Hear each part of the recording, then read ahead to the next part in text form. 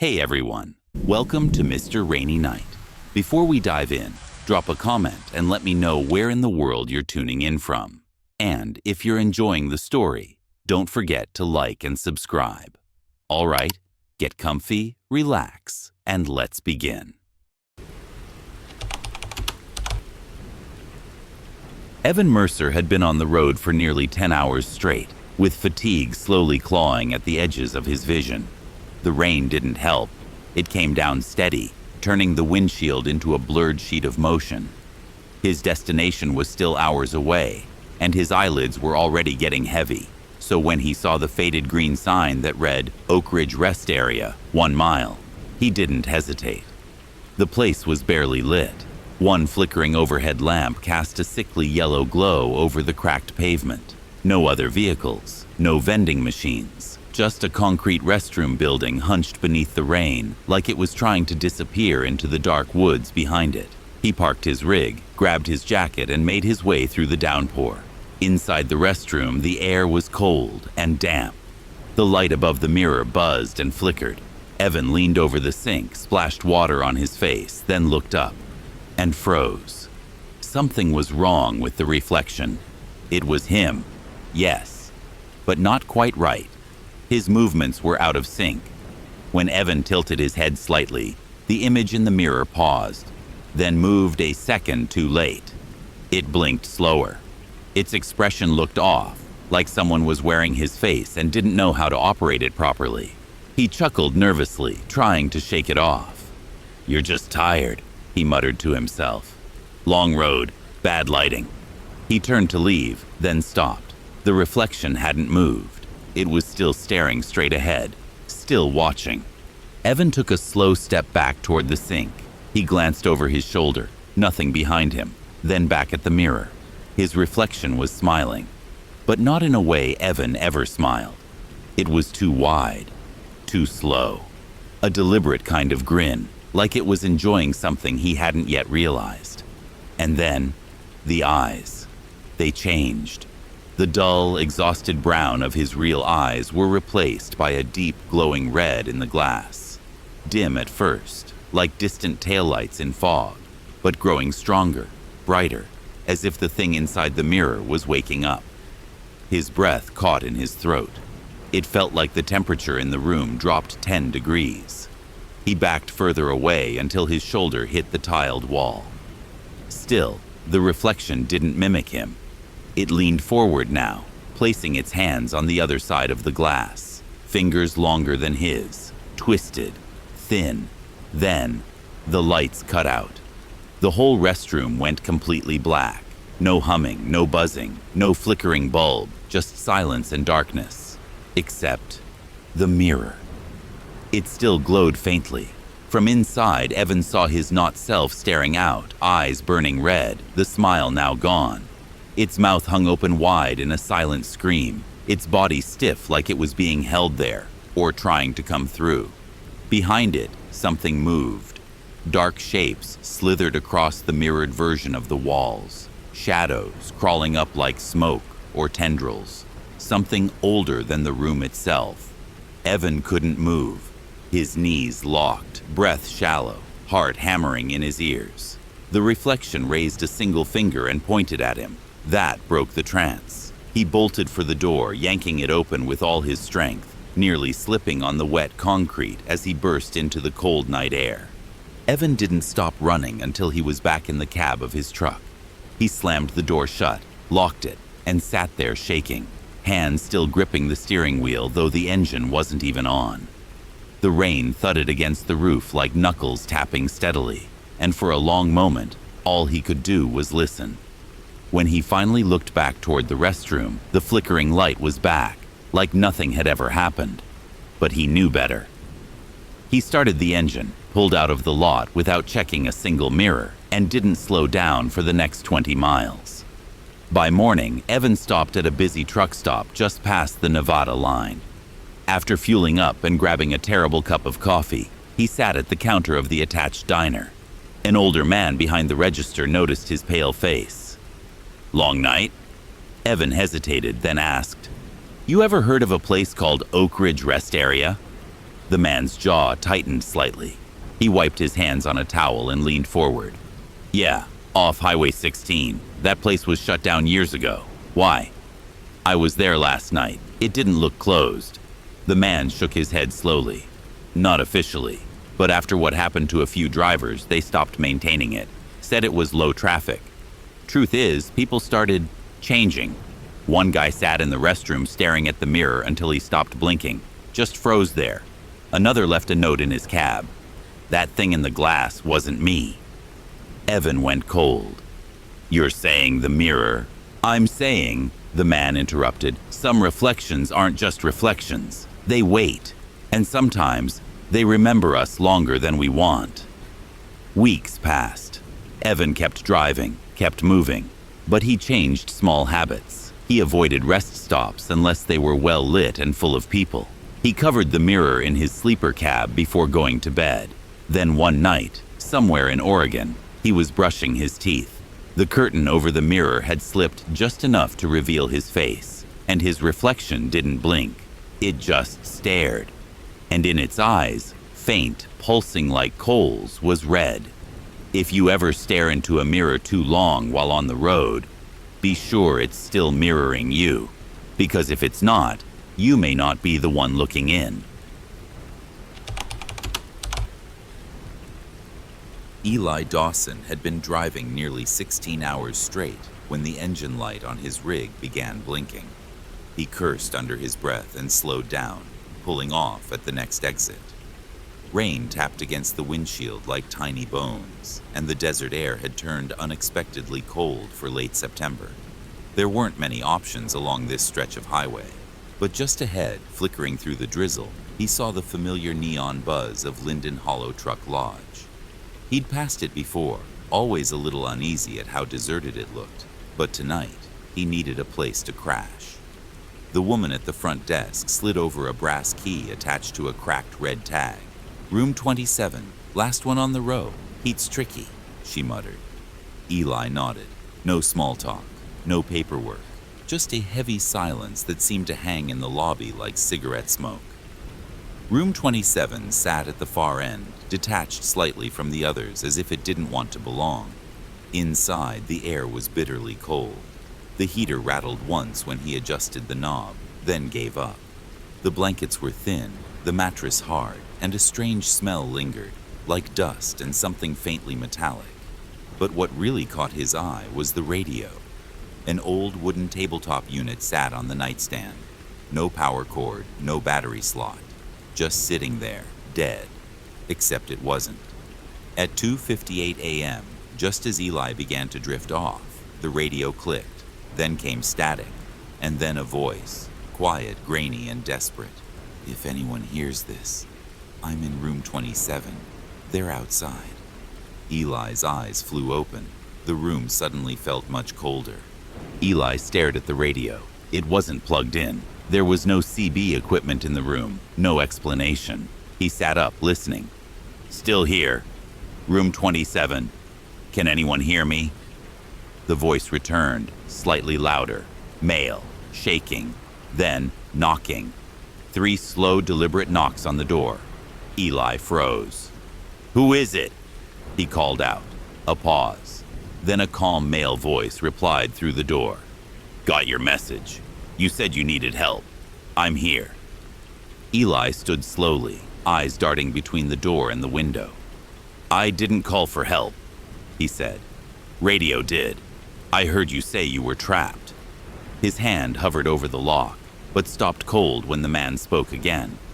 It's 3:13, Eli. Just let me in. He hadn't told anyone his name. His breath caught. The hallway outside had gone completely silent. He stepped to the curtain and peeked out. Nothing. No one. The lot was empty. No truck. No footsteps. No shadows. The radio crackled again. Can't move. I'm still in here. Room 27. It wasn't just another message. It was his own voice. Exactly. Word for word. A thought he'd had moments earlier, but never spoken aloud. Something in the room was listening and repeating him. Eli didn't sleep the rest of the night. He sat in the chair with his jacket wrapped around him, facing the radio. At some point, it stopped making noise, but the cold never left. Neither did the feeling that something, or someone, was still outside the door. At dawn, he grabbed his things, tossed the key on the front desk, and drove off without looking back. Oddly, the truck started just fine. No blinking engine light, no warning alarms, like the breakdown had never happened at all. Later that week, he was at a truck stop diner outside Flagstaff. While sipping stale coffee, he mentioned Linden Hollow to an older driver at the counter. The man turned slowly, eyes narrowing. "You stayed there?" "Yeah, room 27. The old man's face darkened. "Shouldn't be open anymore. There was a driver, Byron Ellis, years back. Died in that room. Heart failure, they said. But for weeks afterward, truckers kept picking up his voice on the CB." Eli blinked. "What did the voice say?" The man didn't smile. "Same thing, over and over. Still in room 27. Can anyone hear me?" Creeped a lot of us out. Eli didn't respond. His stomach twisted. "What day did he die?" "September 28th. Why?" That was the exact night Eli had stayed. A week later, Eli was hauling freight through the Mojave. Empty road, no radio chatter. Then, as the clock on the dash flipped to 3:13 a.m., his CB buzzed, a whisper breaking through static. "Still in room 27. If anyone hears this." It was his voice, and this time he hadn't even thought the words yet.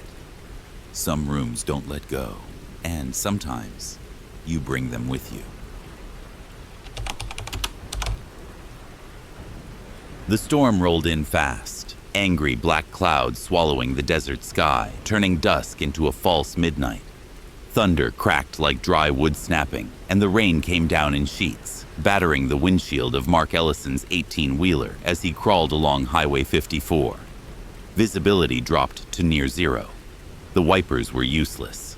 His GPS had lost signal 15 miles back, and there hadn't been another set of headlights in either direction for almost an hour. He was exhausted, hungry, and anxious. The nearest town was still 30 miles out. Then he saw it. Just ahead, through the curtain of rain, a faint, warm glow emerged. At first, he thought it was another mirage, something his brain cooked up to keep him from panicking. But as he got closer, the shape came into focus. A small roadside diner, tucked between a gas station and a grove of dead trees. A single neon sign above the front door blinked in and out. "Millie's Place, hot coffee and pie." The parking lot was empty. Not a single car, not even an old pickup. But the lights were on. He pulled in, engine hissing from the wet chill, and jogged through the rain to the door. The bell above it chimed softly as he entered.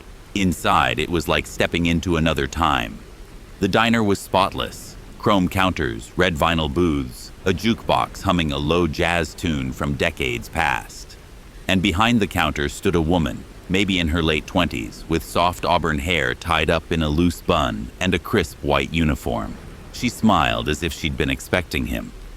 "Rough night, huh?" she said. "Take any booth you like." Mark hesitated for just a second. The place was warm, too warm, the kind of cozy that felt unnatural given the storm outside.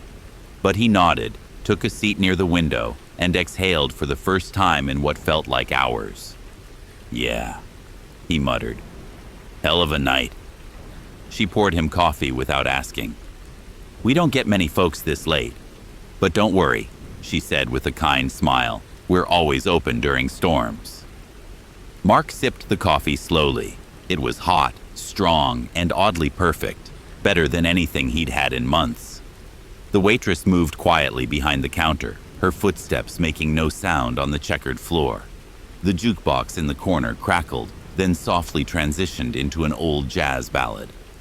Mark didn't recognize the tune, but it tugged at something in him, something old, familiar, but wrong.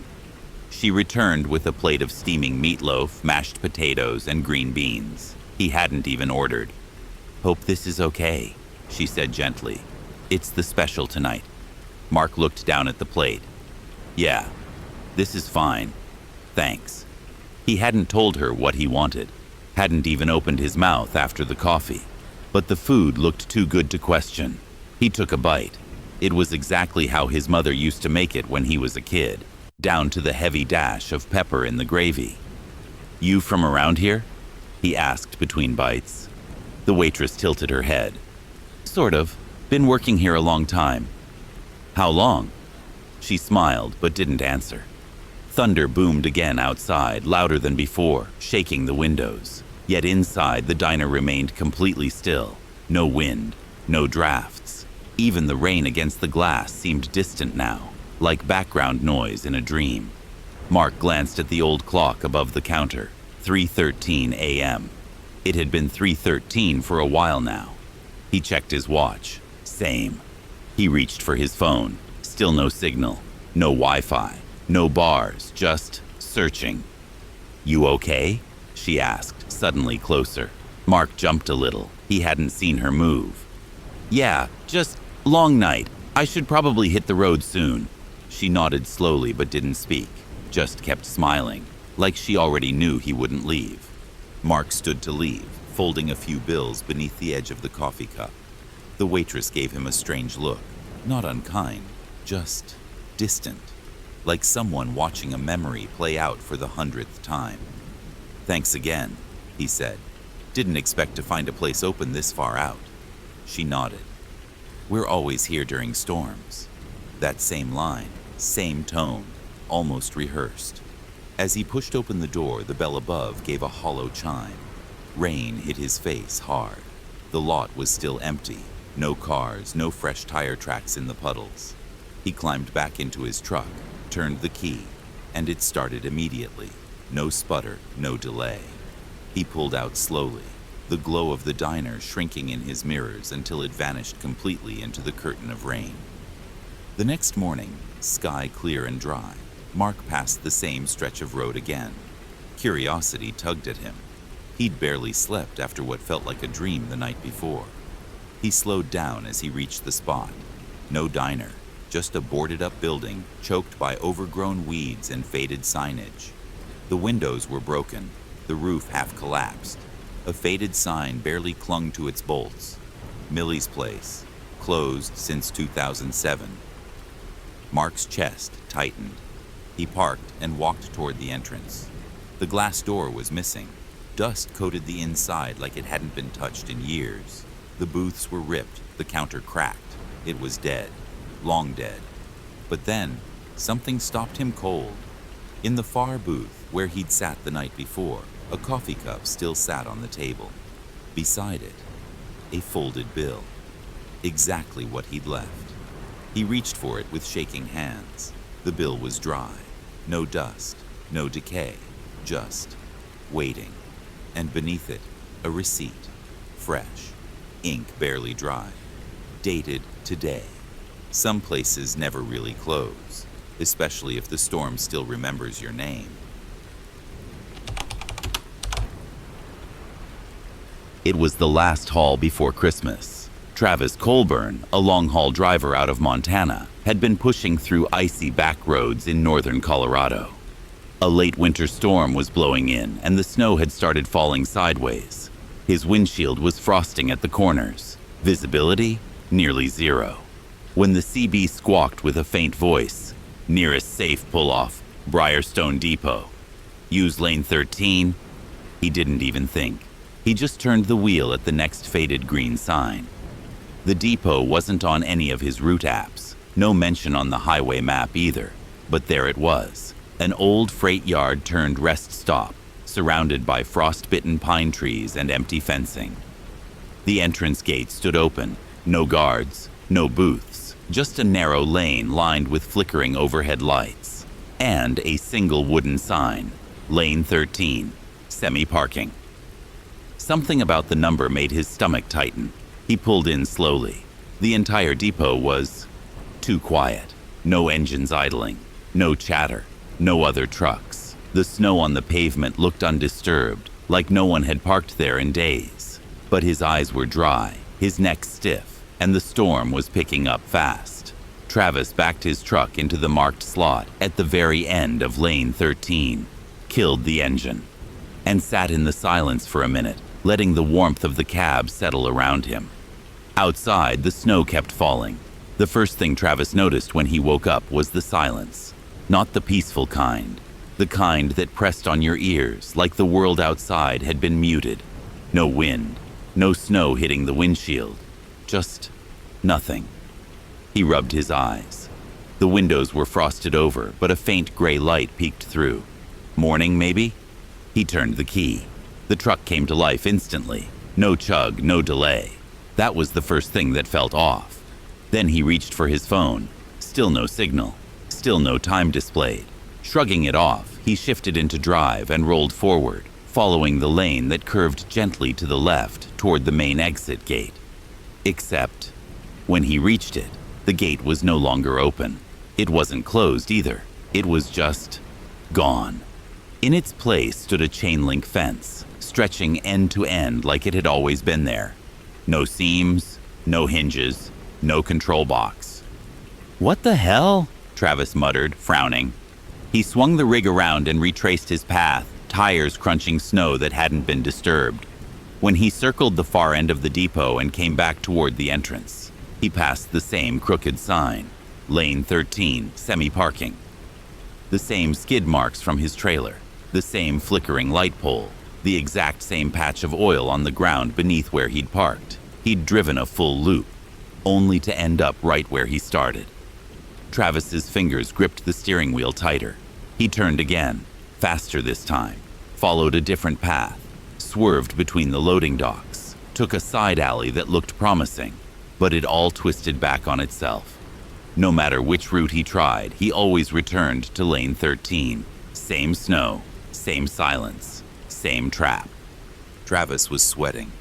Even with the heater off and the snow still falling, his palms were slick and his breath came fast. He'd circled the depot twice now. Same landmarks, same tire tracks, same damn lane 13 every single time. Something was wrong with this place. It wasn't just empty, it was dead, like it had been waiting for someone exactly like him. He gritted his teeth and gripped the wheel again. "All right, one more time," he muttered. "Straight shot, no turns." The rig rumbled forward, tires skidding slightly on the iced-over concrete. The depot was utterly still, like it was holding its breath. As he passed the row of broken lampposts for the third time, something shifted. The shadows moved. Not drastically, just enough for him to notice. Something in his peripheral, a figure, a blink of motion behind the frost-covered windows of the office shack. He didn't stop to check, just kept going. As he neared what should have been another dead-end curve, his headlights caught something different. A narrow path between two loading docks that hadn't been there before. No sign, no barriers, just open blackness. A way out. Heart thudding, Travis turned in. It was tight, almost too narrow for the truck, but he didn't care. The walls scraped his side mirrors. A metal pole clipped his left trailer corner, sparks flying. Then, a flash of light. A break in the trees, the sound of the highway beyond the depot. His tires hit asphalt that didn't loop. It kept going. He was out. He didn't slow down, didn't check GPS, didn't stop for fuel. He just drove. Miles, then hours, until the depot was nothing but a bad memory behind him. And he never looked in the rearview mirror. Not once. Because deep down he knew, if he had turned around, the exit might not have been there at all. The road twisted like a serpent through the Asheville Highlands, where fog hung low and thick even in early autumn. Derek Malone, a trucker hauling auto parts through the Blue Ridge Mountains, had driven this stretch countless times. But something about that night felt off. His dashboard clock flashed 2:17 a.m. The radio had long given out, swallowed by static. Outside, the world was silent, too silent for a place filled with owls, coyotes, and the hum of night creatures. He slowed near a curve with low visibility and spotted something in the fog. A figure, standing by the shoulder of the road. Wrapped in a long gray shawl that trailed to the ground, the old woman didn't wave. She didn't move at all, just stood there, as still as a statue, eyes hidden beneath a large brimmed hat. Derek hesitated. He wasn't in the habit of picking up hitchhikers, especially in the middle of nowhere, in the middle of the night.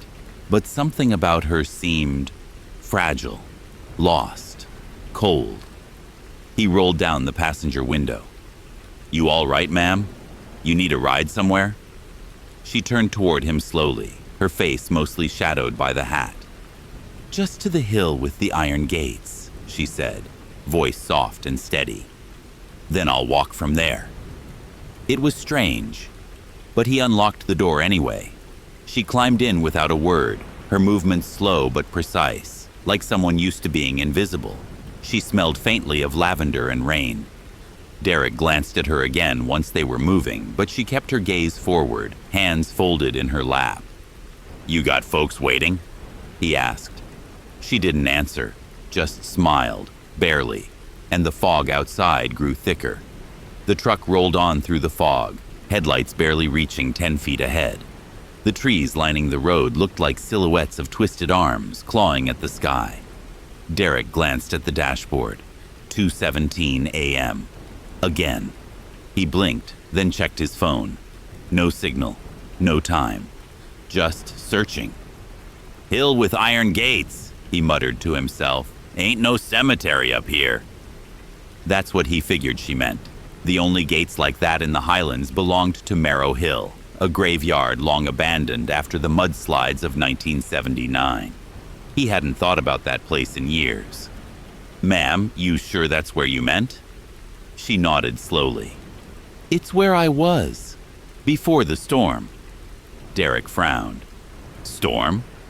There was thunder, I remember, and trees snapping, people yelling, then quiet. Her voice drifted like mist. He gave her a sideways look. "When was that?" She didn't answer. He turned back to the road.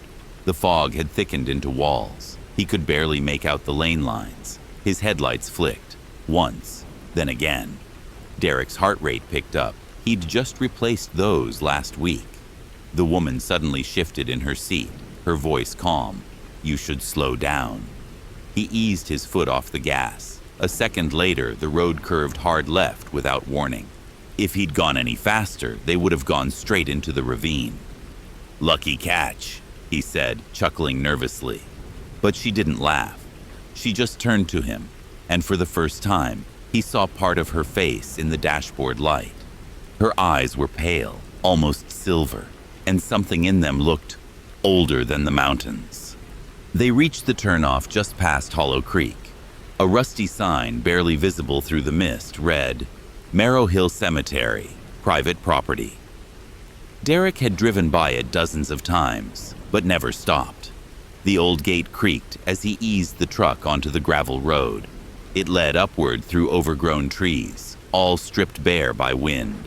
The fog clung tighter here, thicker, colder. And then, there it was. Two tall iron gates, chained but slightly ajar, led to a hilltop where rows of crooked headstones leaned against time. He slowed to a stop. "This the place?" The woman didn't answer. She simply reached for the door handle and stepped down, slowly, gracefully, her gray shawl trailing in the dirt. Derek leaned over the seat. "Ma'am, are you sure you'll be all right?" She turned back to face him, smiled softly. "I never really left." And with that, she vanished. Not into the fog, not behind a tree, just gone. Derek froze. He got out, walked around the truck. Nothing, no footprints, no sign she'd ever been there, only the cold. He backed away slowly and climbed into the cab. Hands trembling, he turned the ignition. The dashboard flickered once, 2:17 a.m. Again. He didn't speak a word, just drove. When he reached the main road, a flicker of curiosity made him glance into the passenger mirror. Just once, and for a moment in the swirling mist behind the truck. He thought he saw her. Walking down the center of the road, gray shawl flowing, eyes shining silver. Some passengers never needed a ride. They only needed to remember and be remembered.